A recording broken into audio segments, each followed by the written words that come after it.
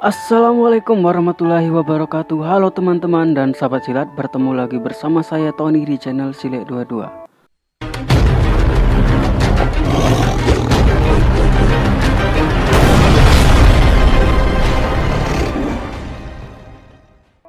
Oke teman-teman dan sahabat silat, kali ini saya akan membahas apa itu pencaksilat. Bagi semua teman-teman yang suka dengan pencaksilat, simak pembahasannya di channel Silet 22. Sejarah pencaksilat Indonesia. Konon, orang-orang bangsa Indonesia memiliki berbagai cara dalam pembelaan diri secara fisik untuk mempertahankan dirinya agar tetap hidup. Selain untuk mempertahankan diri sendiri, mereka melakukan pembelaan juga untuk melindungi kelompoknya. Dan hal ini pun bukan melindungi dari musuh berupa manusia, melainkan berupa alam seperti bencana alam yang datang secara tiba-tiba, atau serangan hewan yang akan menyerang secara mendadak. Sejarah pencaksilat. Pencaksilat merupakan salah satu jenis kesenian dan juga olahraga, yaitu seni bela diri yang berasal dari Asia Tenggara. Di antaranya Malaysia, Brunei, Singapura, Filipina, Thailand, dan juga Indonesia, negara kita. Pencaksilat ini merupakan tradisi kesenian yang disebar melalui tradisi Melayu Nusantara. Hingga seiring berjalannya waktu, jenis kesenian bela diri ini juga mulai tersebar ke negara Vietnam yang disebarkan oleh orang Indonesia. Hingga kini, Vietnam melahirkan pesilat-pesilat yang tangguh dan mendirikan organisasi induk pencaksilat di negara Indonesia yang diberi nama Ikatan Pencaksilat Indonesia atau disingkat IPSI.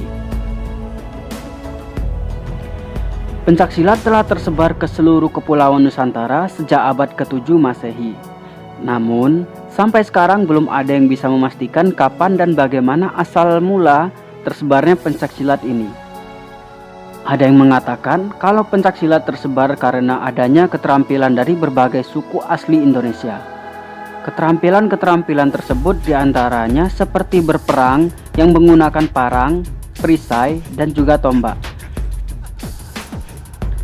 Contohnya seperti tradisi dan adat yang ada di Kepulauan Nias, yang mana terdapat suku yang bernama suku Nias telah menyebarkan seni bela dirinya sesuai adatnya, yaitu dengan menggunakan senjata parang. Yang dipercaya bahwa hingga abad ke-20 suku Nias tidak tersentuh sama sekali oleh budaya luar.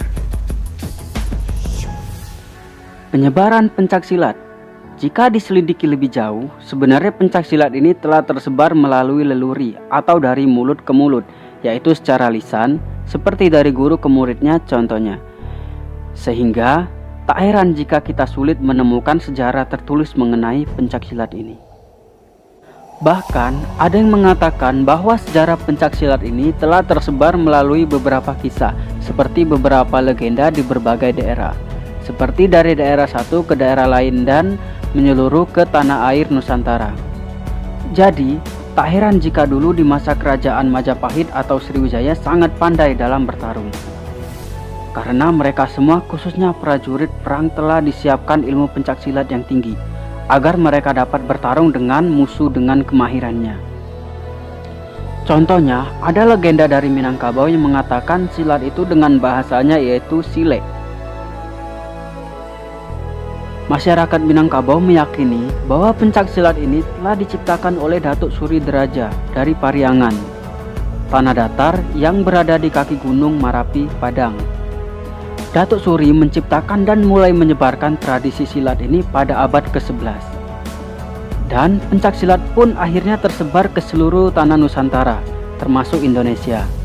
Tanah Nusantara ini diantaranya Indonesia, Myanmar, Malaysia, Brunei Darussalam, sebagian Singapura, dan negara-negara lain yang berada di benua Asia Tenggara.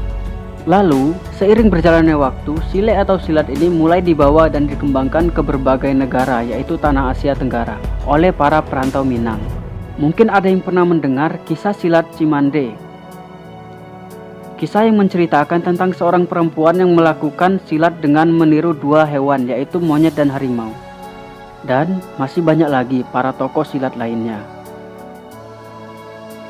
Tentunya, di setiap daerah pasti memiliki tokoh silat masing-masing dengan berbagai keahlian dan jurus silat yang dimiliki para tokoh silat daerah atau disebut sebagai pendekar. Para pendekar tersebut contohnya adalah Si Pitung dari Betawi, Hang Tua, dan Gajah Mada dari Jawa, dan masih banyak lagi pendekar-pendekar sebagai tokoh silat di daerah masing-masing yang memiliki keahlian berbeda-beda pula. Donald Dave Dreger yang merupakan salah seorang peneliti silat ini telah berpendapat bahwa bukti dari adanya pencak silat ini bisa dilihat dari beberapa artefak senjata yang telah ditemukannya. Senjata-senjata yang ditemukan ini telah dipercaya berasal dari masa klasik, yaitu pada masa Hindu-Buddha di tanah Nusantara. Bahkan, ia juga mengakui terdapat adanya sejarah pencak silat ini melalui relief yang membentuk orang dengan gaya kuda-kuda di Candi Prambanan dan Candi Borobudur. Dreger menuliskan di bukunya bahwa senjata dan seni pencak silat tidak dapat dipisahkan. Bahkan ia menuliskan bahwa pencak silat bukan hanya olahraga tubuh saja, melainkan juga harus memiliki hubungan yang erat secara spiritual dengan adat dan kebudayaan di tanah Nusantara ini. Hal inilah mengapa pencak silat bukan hanya sebagai cabang olahraga saja, melainkan juga masuk dalam cabang kesenian juga, yaitu seni bela diri. Terdapat ilmu bela diri dari Cina dan India dalam silat. Sekai Samsudin 2005.